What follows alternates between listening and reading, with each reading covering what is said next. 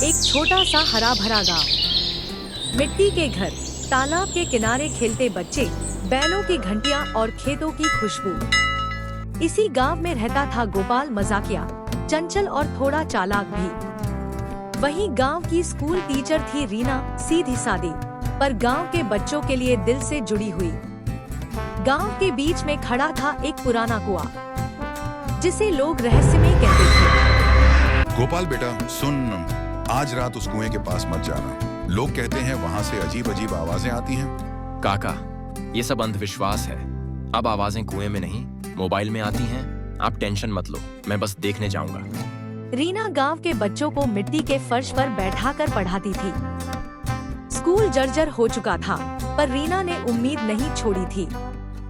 गोपाल ने भी ठान लिया था कि वह रीना की मदद करेगा, लेकिन दोनों को नहीं पता था कि उनकी तकदीर एक रहस्यमयी मोड़ लेने वाली है। गोपाल, देखो ना, ये स्कूल टूटने की कगार पर है।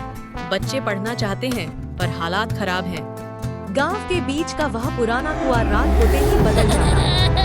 लोग कहते वहाँ से किसी के बोलने की आवाज आती है। कभी हल्की रोशनी, कभी पानी में हलचल। एक दिन गांव में आया एक अजनबी फकीर जैसा इंसान। उसने कहा, कुएं में जो है वही गांव को बचाएगा। कुएं में जो छुपा है वही तुम्हारी मुसीबतें दूर करेगा। लेकिन सच जानने की हिम्मत सब में नहीं। ये कौन है? क्या सच में कुछ है उस कुएं में? उस रात गोपाल और नारायण काका ने तय किया कि वे कुएं का सच जानेंगे। रात गहरी थी, आसमान में चांद आधा छिपा था। दोनों चुपचाप कुएं के पास पहुँचे, झाड़ियों में छुपकर बैठ गए। हवा में ठंडक थी, लेकिन काका की हालत पसीने जैसी। बाप रे, ये कैसी रोशनी है? लगता है भूत प्रेत सच में है।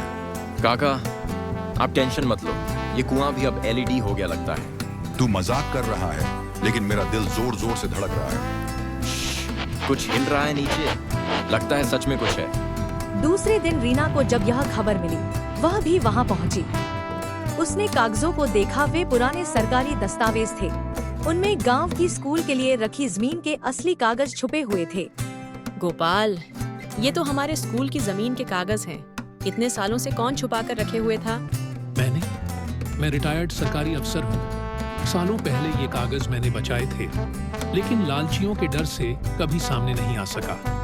अब वक्त आ गया है सच सामने लाने का। तो ये गांव के लोग बच्चों के हक पर कब्जा करना चाहते थे। चलिए, अब सबको सामने लाना होगा। गोपाल, रीना और वह अफसर मिलकर गांव के लालची लोगों को पकड़वाते हैं। गांव वाले एकजुट होकर अपनी स्कूल की जमीन बचाते हैं। रीना की आंखों में आंसू थे। स्कूल अब सचमुच बच्चों का होगा।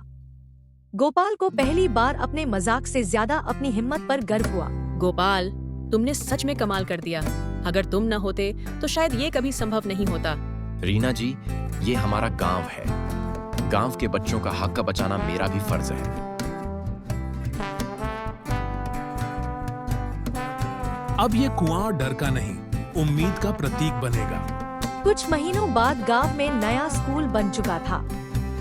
बच्चों की हंसी फिर से गलियों में गूंजने लगी। रीना हर रोज बच्चों को पढ़ाती और गोपाल हर छोटी मदद करता। रहस्यमय कुआं अब गांव की उम्मीदों का प्रतीक बन चुका था। बच्चों, याद रखो, 2 + 2 = 5। अरे नहीं, 4। माफ करना, आज खुशी में गलती हो गई। गुरुजी, आप भी ना? गोपाल, अब तुम्हें भी स्कूल में पढ़ाना चाहिए। बच्चों को हंसना और सीखना दोनों आ जाएगा। अगर मैं पढ़ाने लगा तो पूरा गांव पास हो जाएगा और फिर मुझे कोई काम ही नहीं मिलेगा। कभी कभी किसी जगह का रहस्य सिर्फ डर नहीं, उम्मीद भी छुपाए रखता है।